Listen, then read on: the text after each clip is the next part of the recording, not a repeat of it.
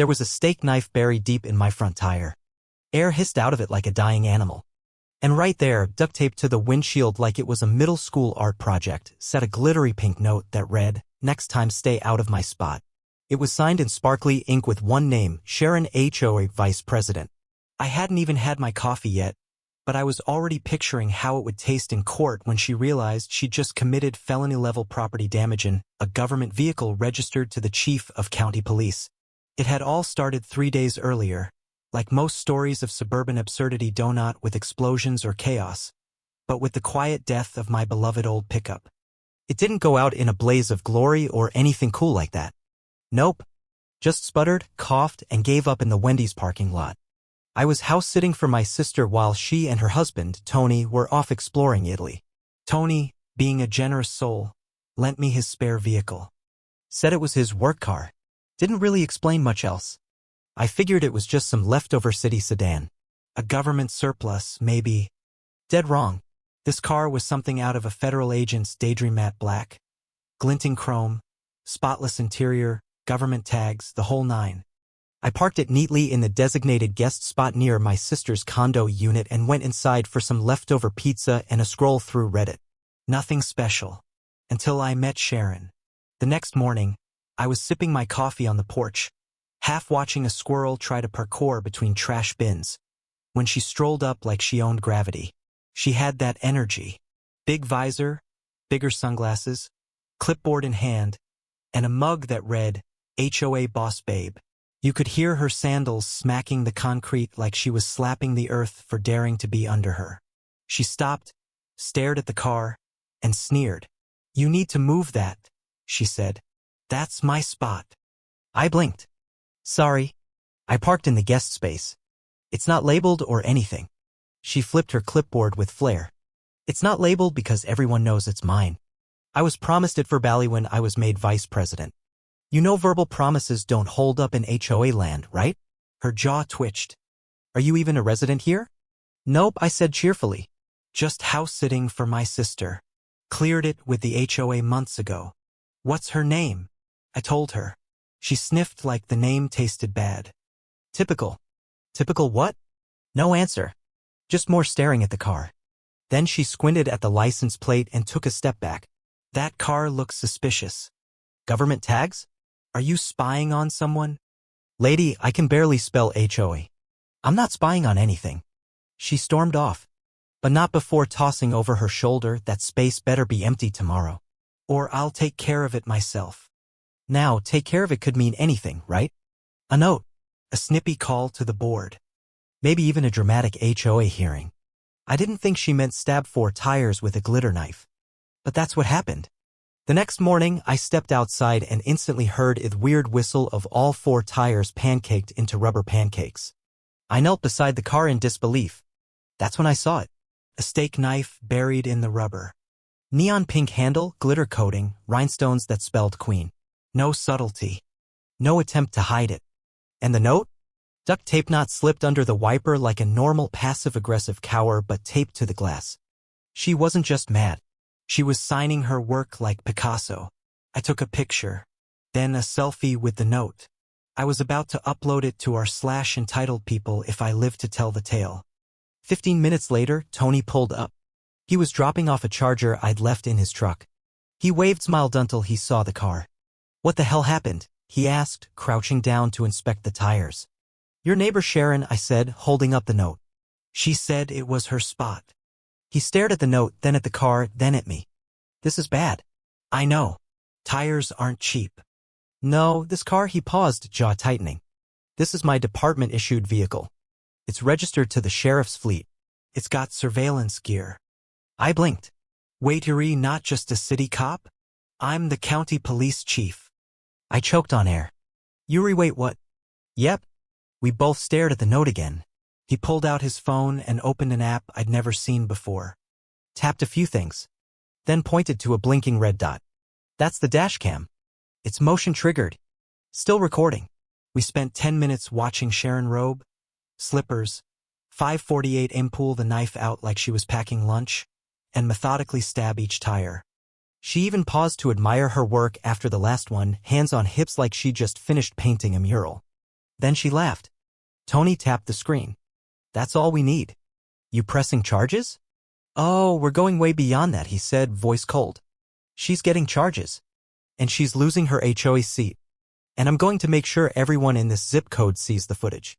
That was the moment I realized Sharon didn't just stab the wrong tires.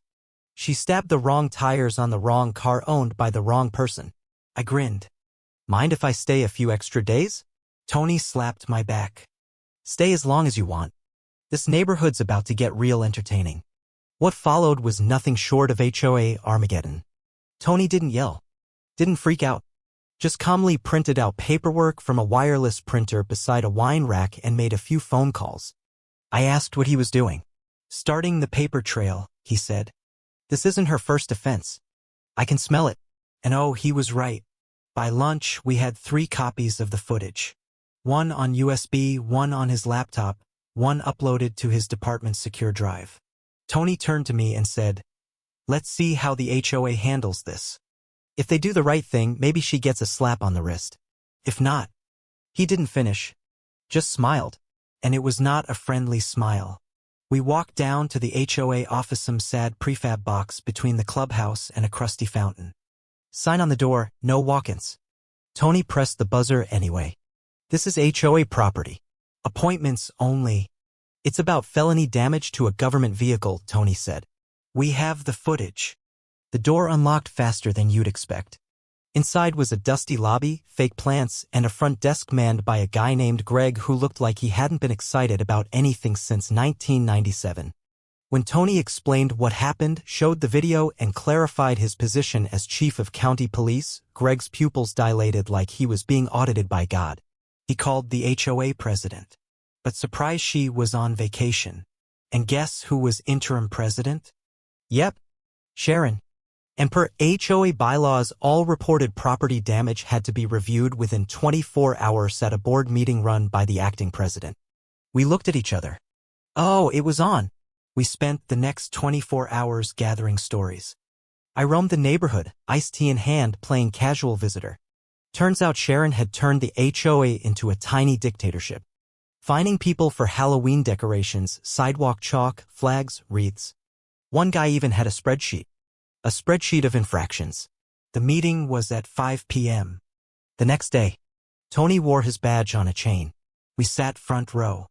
Sharon wore a salmon power suit, a pin that read civic duty, and the expression of a woman who still thought she was untouchable.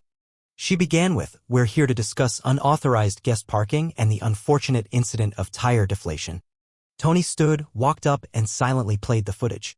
The room went silent. Is she stabbing it? Someone whispered. Is that a wine opener? Someone else asked. Tony held up the glittery knife in an evidence bag. Matching rhinestone handle, he said. We've submitted it for prints. The room exploded. Greg Sweet, stunned Greg, leaned forward and said, I move to suspend Vice President Sharon pending investigation. Everyone voted yes except Sharon, who screamed, this is a conspiracy. He's not even a real cop. Tony calmly showed his badge. Want to test that in court? She stormed out. Cameras rolled. A toddler pointed and asked, is that the lady who said I couldn't use chalk? Yes. Yes, it was. We weren't done. Tony filed formal charges. We began gathering residents for a full audit. Turns out Sharon wasn't just petty, she was stealing. A retired IRS guy named Bob had receipts, literal ones. Charges for executive refreshments, legal consulting with no cases, infrastructure that was clearly her new backyard hot tub. Soon the board suspended her. Her allies resigned. The neighborhood held its first real election. And the winner? Tony's mom. A retired K-9 trainer who believed in good fences and better potlucks. Under her, things changed. No more secret fees. No more chalk bans. No more glitter knives. Kids rode scooters. Neighbors swapped recipes. And HOA meetings? People actually showed up. Willingly. Sharon tried one last stunt. Set up a lawn table on July 4th with flyers that read, fake evidence, and a shirt that said, HOA Truth Warrior. She gave a speech. No one listened. Then 2 patrol cars rolled up. Calm. Professional. Are you Sharon Keller? An officer asked. She nodded. You're under arrest for destruction of government property. Please turn around. Phone's out. Music stopped. Someone quietly played Bad Boys on a Bluetooth speaker. The toddler from earlier? He pointed again. Is that the mean lady? Yup. The saga went viral. Sharon became a meme. A warning. A joke on late-night TV. She tried suing for defamation. Didn't work. She moved 2 states away. Rumor was she tried joining a new HOA. Google search said nope. As for May, got my truck fixed. But I still visit sometimes. They made me a little plaque that reads, Guest of Honor. First tire. First hero. The guest spot is peaceful now. Just a parking space. But to us, it's where the revolution began.